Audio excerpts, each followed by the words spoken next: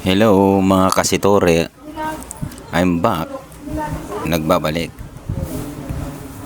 Mayroon akong ginagawang auto wash na Panasonic. Ang problema niya ay ayaw mag dryer. Nag-i-error U12. Ayan, tinuturo ko yung problema.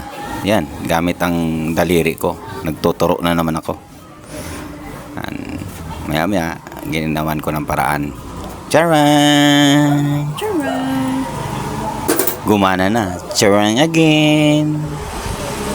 Ayan. Gawa ng napakamahal na ano. Mahal yung lead sensor niya kaya bypass muna. Pwede naman. Gagana naman. Pumayag naman yung may-ari. Yan. Abangan nyo yung part 2 ko mga kasituro. Para sa deep cleaning. Thank you.